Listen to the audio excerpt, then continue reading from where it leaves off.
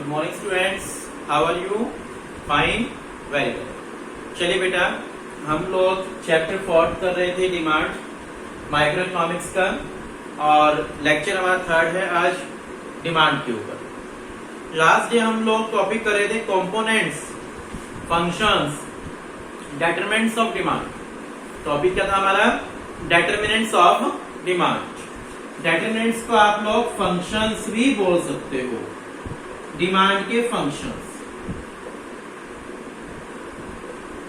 ठीक है, डिमांड के फंक्शन।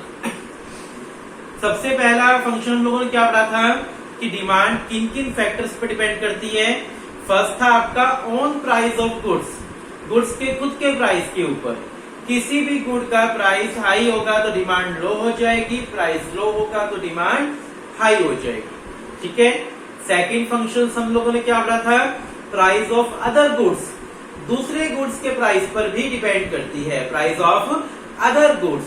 अदर गुड्स कितने टाइप के थे आपके? 2 टाइप्स के। First one substitute good and second one complementary good. Substitute good, substitute good कौन से होते हैं? ऐसे 2 गुड्स जो एक दूसरे के बदले में रिप्लेस किए जा सके, यूज किए जा सके, जैसे कि टी एंड कॉफी। ठीक है ना, और अपना दूध एंड दही एंड लस्सी। ठीक है ना, तो अपने एग्जांपल पढ़े थे हम लोगों ने इस चीज के। Then complementary goods, complementary goods कौन से होते हैं? Which complete the demand of each other. ऐसे 2 गुड्स जो एक दूसरे की डिमांड क्या करते हैं? कंप्लीट करते हैं, जैसे कार एंड पेट्रोल। ठीक है ना, जो एक दूसरे की डिमांड क्या करते हैं? कंप्लीट करते हैं, यानी जिनकी डिमांड एक दूसरे पर क्या होती है? डिपेंड होती है। वो गुड्स क्या कहलाते हैं? कॉम्प्लीमेंट्री गुड्स कहलाते हैं। Got it? क्लियर अच्छे से? चलिए, उसके बाद हम लोगों ने पढ़ा था कि third component income of consumer. Consumer की इनकम पर भी डिमांड जो है वो डिपेंड करती है। जब भी इनकम की बात करेंगे हम लोग क्या करेंगे? गुड्स को 2 पार्ट्स में डिवाइड। कौन कौन से 2 parts? Normal goods and inferior goods. Normal goods होते हैं अच्छी क्वालिटी के गुड्स, इंफीरियर होते हैं लो क्वालिटी गुड्स। ठीक है, तो हमारी इनकम इंक्रीज होगी तो हम किसकी डिमांड ज्यादा करेंगे? नॉर्मल की या इंफीरियर की? नॉर्मल की डिमांड ज्यादा करेंगे। और इनकम कम हो जाएगी तो नॉर्मल की डिमांड थोड़ी कम हो जाएगी, इंफीरियर की डिमांड इंक्रीज हो जाती है। उसके बाद हम लोगों ने फंक्शंस पढ़ा था कंज्यूमर टेस्ट एंड प्रेफरेंस। अगर जो गुड मार्केट में प्रिवेल है उसकी फेवर में कस्टमर का टेस्ट जा रहा है तो डिमांड इंक्रीज होगी। अगर उस गुड्स की फेवर में कस्टमर का टेस्ट नहीं जा रहा तो डिमांड डिक्रीज होगी। ठीक है, क्लियर है? यहां पर हम लोग क्या करते हैं, फंक्शंस को 2 पार्ट्स में डिवाइड कर रखा होगा आपकी बुक में।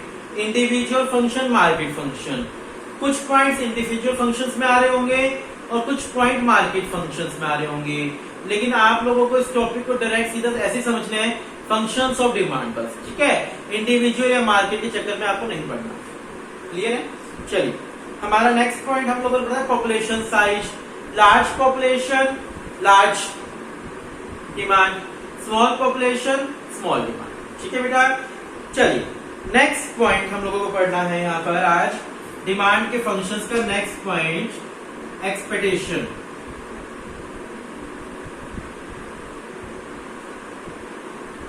नेक्स्ट पॉइंट है आपका एक्सपेक्टेशन, एक्सपेक्ट करना, कंज्यूमर एक्सपेक्टेशन, उम्मीद। ठीक है, नेक्स्ट पॉइंट क्या आता है? एक्सपेक्टेशंस, उम्मीद।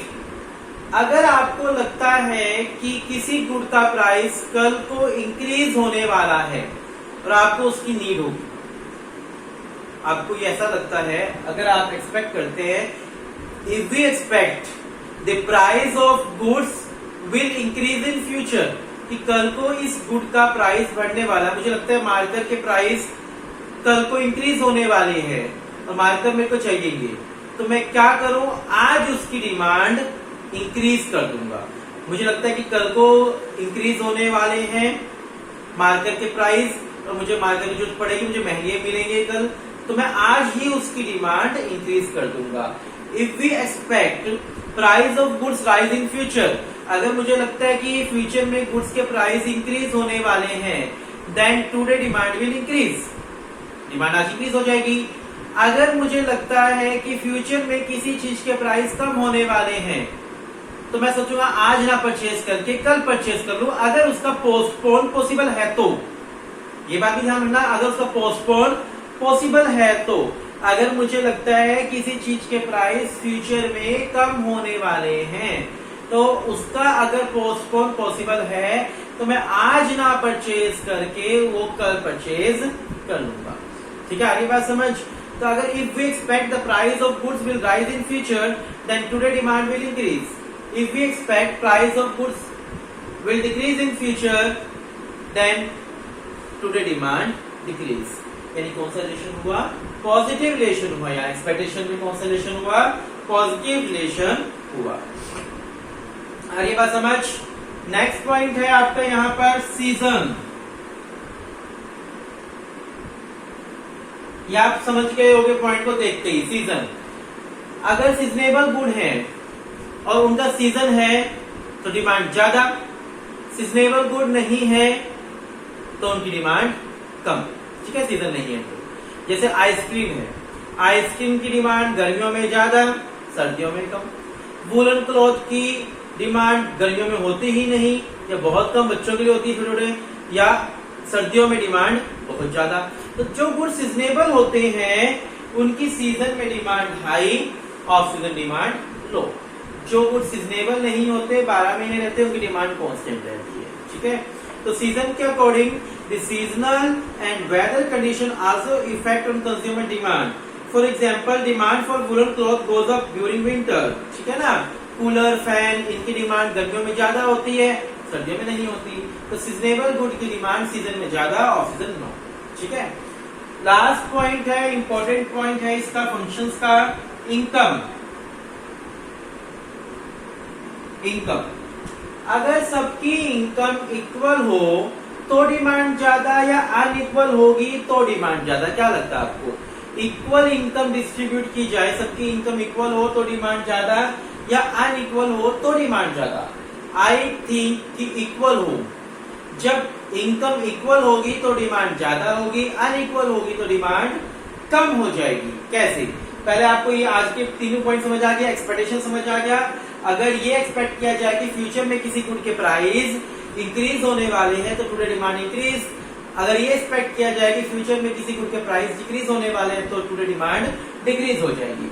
सीजन, सीजन में डिमांड ज्यादा, और सीजन डिमांड कम। ठीक है ना, सीजनेबल गुड है तो सीजन में उनकी डिमांड क्या रहेगी? ज्यादा रहेगी। थर्ड पॉइंट है आपका इनकम का। इनकम के बेस पर देखिए, मैंने अभी कहा इक्वल इनकम डिस्ट्रीब्यूट की जाए तो डिमांड ज्यादा होगी, अनइक्वल डिस्ट्रीब्यूट की जाएगी तो डिमांड कम हो जाती है। कैसे? ए एंड बी 2 पर्सन है, दोनों की फैमिली इनकम 5000 मंथ की, इनका बेसिक खर्चा भी 5000, 5000 कमाए 5000 खर्च हो गई। ठीक है, बी ए की इनकम 8000 हो गई। ए की इनकम कितनी हो गई? 8000, इसकी 5 ही पड़ी है। ठीक है, इसकी 8 हो गई। तो क्या होता है, अब इसके तो 5 पूरे खत्म हो गए, इसके 5 गए, 3 सेव हो गए। ये क्या करेगा? अब इस 3000 में से कुछ पैसे खर्च करेगा, लग्जरी लेके आएगा। ठीक है, सपोज करें स्कूटर, इन दोनों के पास साइकिल है, ये इसने क्या किया, इसने 1500 का स्कूटर ले लिया। एग्जाम्पल है जस्ट ये, 1500 का स्कूटर ले लिया और 1500 अपने खाते में सेविंग अकाउंट में डलवा दिए। ठीक है, सेविंग करना स्टार्ट कर दी इसने। अगर यहीं पर इन दोनों की इनकम इक्वल बढ़ती, इन दोनों की इनकम सपोज करो 7500, 6.5 अगर इन दोनों की इनकम इक्वल इंक्रीज होती, 1500 इसकी इनकम बढ़ी, 1500 इसकी इनकम बढ़ी, पहले 5-5 मिलते थे ना, अब दोनों की इनकम मान लो 1500 बढ़ गई, तो क्या होगा? वही 5000 ये खर्च कर देगा, पहले 5000 ये खर्च कर देगा, 1500 ये बचे, 1500 इसके बचे। ये भी कुछ डिमांड करेगा स्कूटर की, ये भी डिमांड करेगा स्कूटर की, दोनों स्कूटर की डिमांड करेगी 1500 के अंदर। इससे होगा क्या? मार्केट में पहले केस में जब सिर्फ एक बंदे की इनकम बढ़ी थी तो एक स्कूटर की डिमांड हुई थी, जब दोनों की इनकम इक्वल बढ़ी तो कितने स्कूटर की डिमांड हुई? 2 स्कूटर की डिमांड हुई। ठीक है ना, आइए बात समझ। तो इनकम इक्वल डिस्ट्रीब्यूट होगी तो डिमांड इंक्रीज होगी। आपको वो लिखे कैसे आना है इनकम वाले पॉइंट में, if distribution of income is equal then demand will increase, if distribution of income is not equal then demand will not more increase. ठीक है, डिमांड ज्यादा इंक्रीज नहीं होगी। इनकम इक्वल डिस्ट्रीब्यूट होने से डिमांड ज्यादा इंक्रीज होती है, इनकम का अनइक्वल डिस्ट्रीब्यूट होने से डिमांड कम इंक्रीज होती है। ठीक है, आ रही है बात समझ? चलिए, इसके बाद आपको टॉपिक दिया है normal good and inferior good. Normal good और इंफीरियर गुड को वैसे तो मैंने आपको समझा दिया, फिर भी यहाँ पर डिफरेंस की फॉर्म में दिया है मेरे पास normal good and inferior good. Normal good, generally we find that as income increase consumer buy more of commodity. जैसे जैसे इनकम इंक्रीज होती है तो कंज्यूमर नॉर्मल गुड ज्यादा डिमांड करता है। Goods that have a direct relationship with income are called normal good. Income और goods का जहां पॉजिटिव रिलेशन होता है वो नॉर्मल गुड होते हैं। इंफीरियर गुड को जैसे एग्जांपल दे रहे हैं, milk, basmati rice, beet, shoes, shirts, jeans, cooler etcetera are normal good. Inferior goods, there are some goods the demand for which move in the opposite direction of the income of consumer। देखो, कुछ goods की और income का inverse relation होता है, goods और income का। Income increase और डिमांड डिक्रीज कुछ गुड्स का। तो वो ऐसे गुड्स कौन से होते हैं? Inferior goods. ठीक है, कुछ गुड्स जहां पर आपकी इनकम इंक्रीज होने पर उनकी डिमांड डिक्रीज हो जाती है कुछ गुड्स की, तो वो गुड्स कौन से कहलाते हैं? इंफीरियर। वो गुड्स क्या बन जाएंगे? आपके इंफीरियर गुड्स बन जाएंगे। जैसे कि यहाँ बोल रहे coarse cereals like coarse rice, बाजरा, ठीक है ना, मेज। तो ये चीजें ऐसी होती है जिनकी इनकम बढ़ने से लोग कंजप्शन कम करना स्टार्ट कर देते हैं। यहाँ मेरे पास डिफरेंस है, डिफरेंस मैंने आपको समझा दिया। पहला मीनिंग हो जाएगा, दूसरा इनकम के साथ रिलेशन हो जाएगा उनका, और तीसरा एग्जाम्पल। तो बार बार एक ही चीज करने का कोई फायदा नहीं है। ठीक है, लॉ ऑफ डिमांड हमारा नेक्स्ट टॉपिक है आज का, लॉ ऑफ डिमांड। ठीक है, ये टॉपिक अच्छे से करना है। मैं आपको इस टॉपिक को 6 मार्क्स के अकॉर्डिंग तैयार करवा रहा हूं। आपको ध्यान रखना है, टॉपिक 6 मार्क्स के अकॉर्डिंग तैयार होगा आपका। टॉपिक है आपका लॉ ऑफ डिमांड। जब भी कोई लॉ आ जाए तो मैंने कई बार बताया, आपको एक लाइन लिखनी है, दिस लॉ स्टेट दैट। ये लॉ कहता है